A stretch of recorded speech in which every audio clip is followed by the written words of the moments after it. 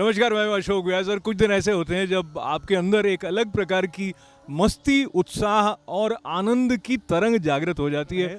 जब बहुत सारे लोग उत्साह के साथ योग का अभ्यास करने के लिए इनर इंजीनियरिंग के प्रणेता जग्गी वसुदेवा जी से निर्देश प्राप्त करके अपनी अपनी मैट्स बिछाकर थोड़ी देर बाद योग करने में प्रवृत्त होंगे।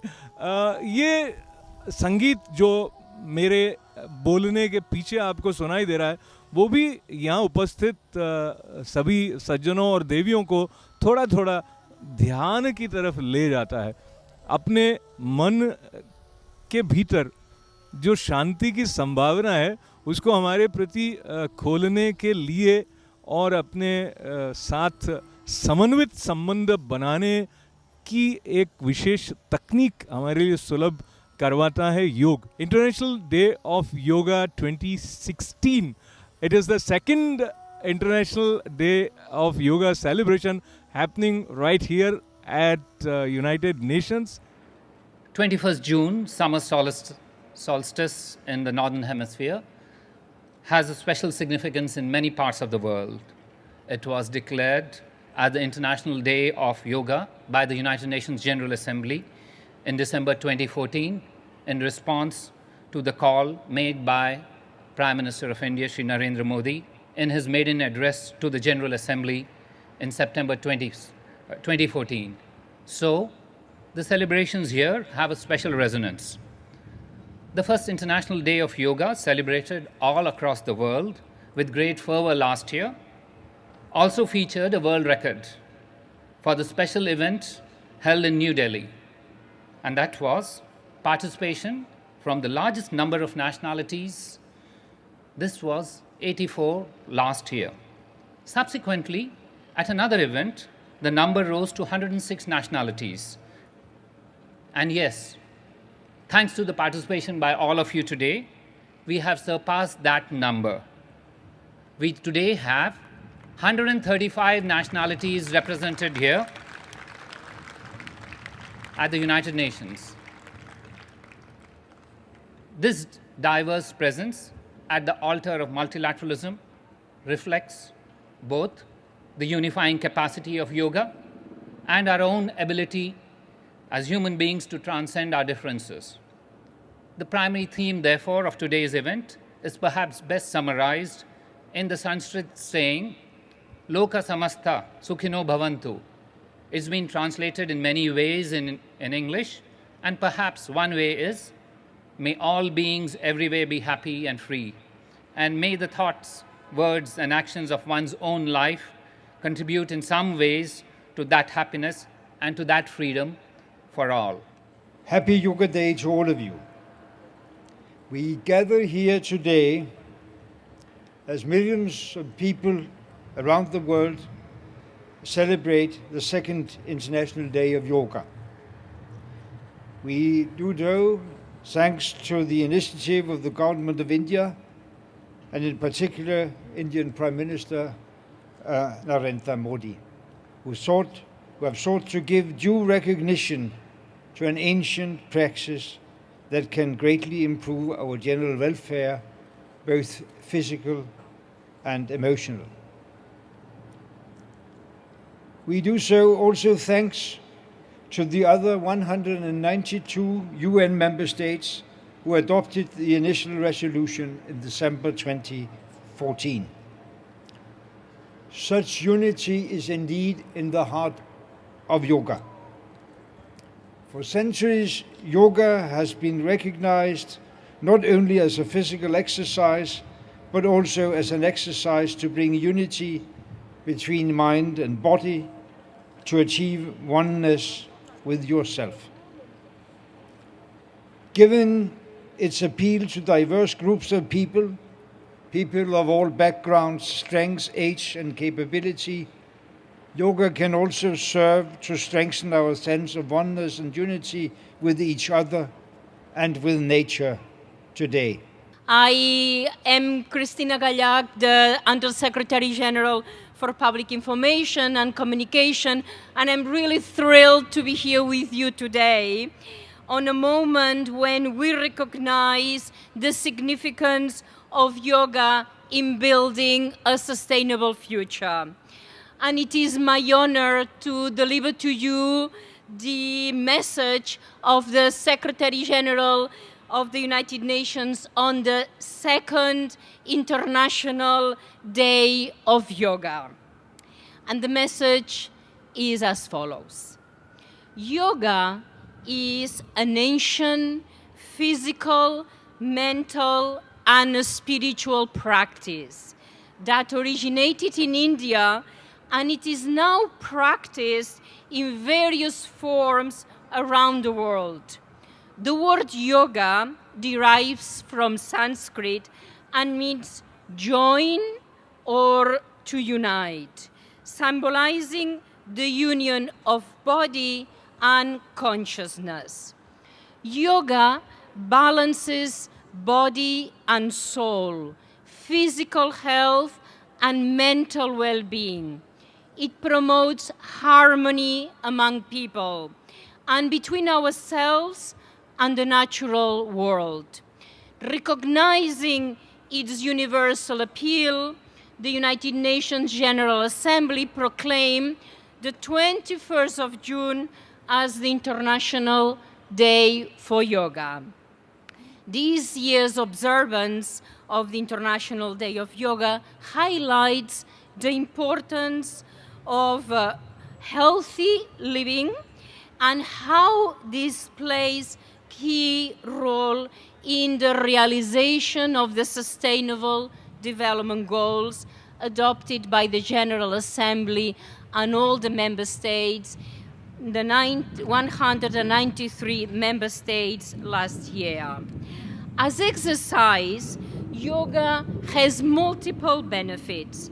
Physical inactivity is linked with a number of non-communicable diseases such as cancer, diabetes, and cardiovascular diseases, which are amongst the leading causes of illness and death worldwide.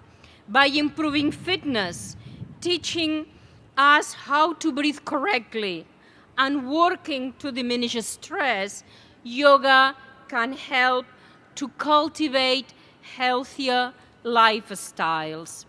Practicing yoga can also help raise awareness of our role as consumers of the planet resources and as individuals with a duty to respect and live in peace with our neighbors. All these elements are essential to building a sustainable future of dignity and opportunities for all. On this International Day of Yoga, I urge everyone to embrace healthier choices and lifestyles and to commit to unity with our fellow human beings, regardless of ethnicity, faith, age, gender, identity, or sexual orientation. Let us celebrate this day, and in fact every day, as members of one human family sharing one common precious home. This concludes the Secretary General remarks. Colleagues, delegates, ambassadors, distinguished guests, last year we remembered, or we had a very important message from His Excellency the Prime Minister of India, Narendra Modi. Yoga is a way to discover the sense of oneness with yourself, the world, and nature. It is very relevant to the Sustainable Development Agenda and to the Paris Agreement on climate change. Respecting and protecting nature and the earth is fundamental. I am delighted to have been able to join here together with you to celebrate International Yoga Day. Yoga has been the longest living phenomenon on this planet. over 15,000 years, it stayed alive and flourished, not by force, but simply by its efficacy. Or in other words, it's lived on simply because it works. Anything that works very well, it's extremely important that we do it right, otherwise it may not work. So one thing is, we are doing yoga in the middle of an afternoon. So, one aspect of classical yoga is, you should attempt yoga only at a time when the sun is below 30 degrees to the horizon, either in the morning or in the evening. Well, we are right now in the middle of the afternoon, it's fine, so that is why we will do what is called as Upa Yoga or Pre-Yoga. This is a simple process which will align one's energy to the larger dimension of existence, because we are always talking about peace, joyfulness. We need to understand to be peaceful, to be joyful means in some way our system is functioning efficiently. Efficiency means friction-free function. Friction-free function means one of the most basic requirements to be friction-free is you must be well aligned. What is perfectly aligned is always friction-free. What is friction-free is a joy to be in. We have to be in this body and this mind. This can be a joy only when it's friction-free. So here we will do just a sample of a few aspects of Upa Yoga, but the Upa Yoga is available to you, downloadable on yogayoga.org. People can make use of it. Here we will just do a sample. Where are the demo people? Okay. We will start with what is called as Sadilaja. Sadilaja means born out of looseness, that is, to loosen the limbs of the body so that the tension doesn't slowly build up, because tension is not something that you just experience in your mind, it is something that slowly accumulates in the very chemistry of our system. And the way the body slowly tightens up, one can feel this when you were a child, how flexible you were. Right now, the way the body is becoming rigid, it looks like rigor mortis is setting in. Most people can't go below the chair level. So we will do Sadilaja. The first part of Sadilaja is called the directional movement. We will start with hands. How it is done is… please, let's do the demo. We will place our hands, don't do it yet, we will do this standing. Just to observe this, we'll place our hands just in front of our shoulder, and what is being done is, now with full pressure, like we are pushing two big rocks on both sides, we must put that kind of pressure and push it, and also turn the hand outward.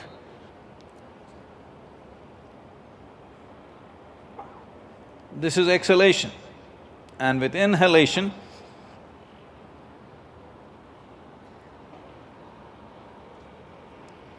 we're pulling the rocks in. Like two huge rocks, we're pushing them as much pressure as you can put, but you must imagine or visualize that you have no bones. If it's all muscle, how you would twist your hands, like that you must go. And the same thing with inhalation, we pull it back. When it's going out, it's always outward rotation. When it is coming in, it's inward rotation. Not just doing this, we must push something very big. Exhalation, one exhalation till here, and then inhalation, pulling it in, creating full tension.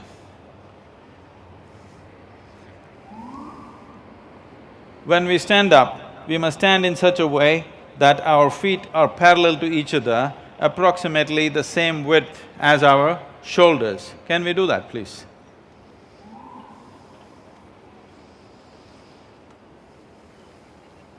You must put so much pressure, you're almost not able to do it the second time.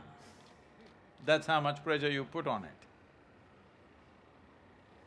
3 times you do it on the side, Then we do the same thing forwards. Please demonstrate the forward movement.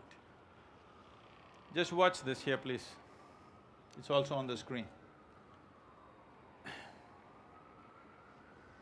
Now you're pushing a mountain in front of you, full pressure, exhalation.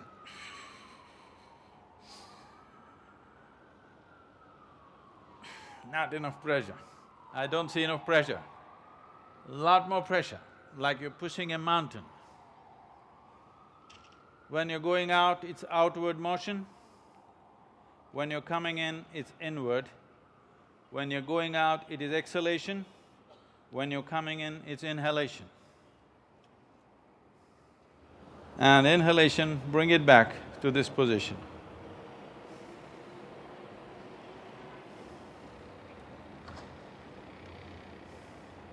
Hands not hurting enough, your arms need to hurt.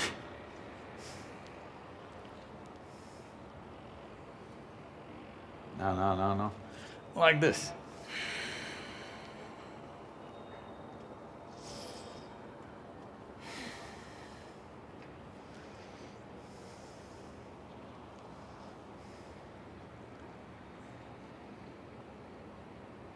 Then we do a downward movement, please demo.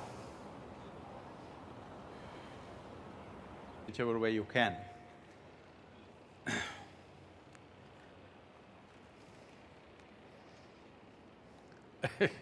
We are required to sit with our face slightly upturned, just the wrong time of the day to do that. But pull your cap down and slightly upturned face. And if you close your eyes with a slightly upturned face, you will notice there will be a natural focus between your eyebrows. Just try that and see. With your eyes closed, if you have a slightly upturned face, you will notice there is a natural mild focus between your eyebrows. Maintain that focus, maintain the focus between your eyebrows and watch the natural movement of breath. Do not try to breathe in any particular way, just watch the natural movement of breath, but keeping the focus between your eyebrows. Just stay like that.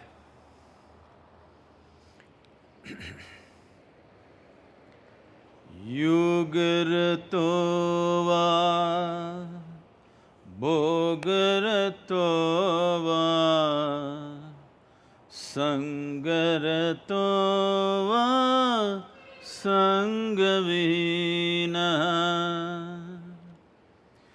Yogaratova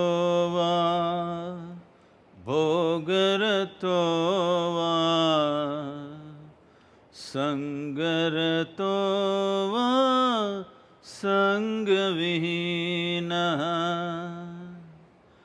Yasya Brahmani Ramate Chittam Yasya Brahmani Ramate Chittam Nandati Nandati Nandateva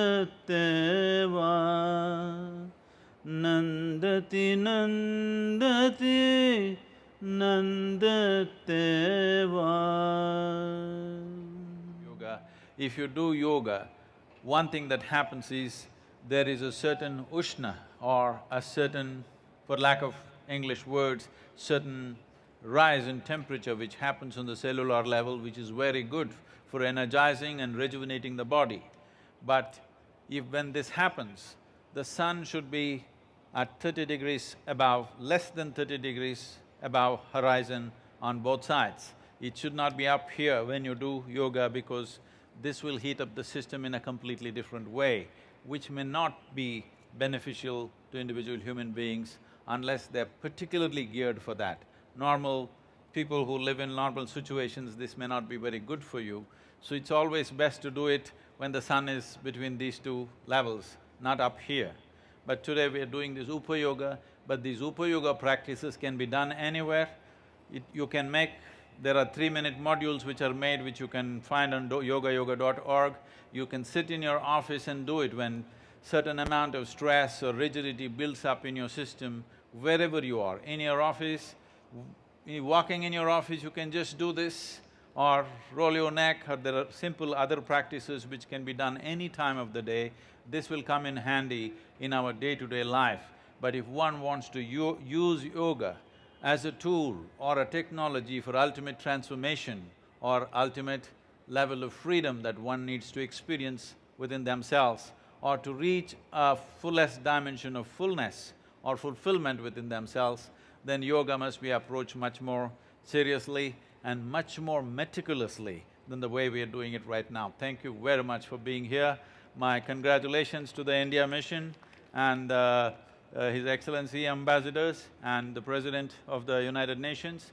Above all, we would like to see how we can use yoga to fulfill the sustainable development goals, which is very, very important for this world, that we have left 40 to 50% of the world in a state that we should be ashamed of. This is a commitment that all of us should take, and I don't see how we can fulfill this without transforming individual lives. We cannot really transform life on this planet.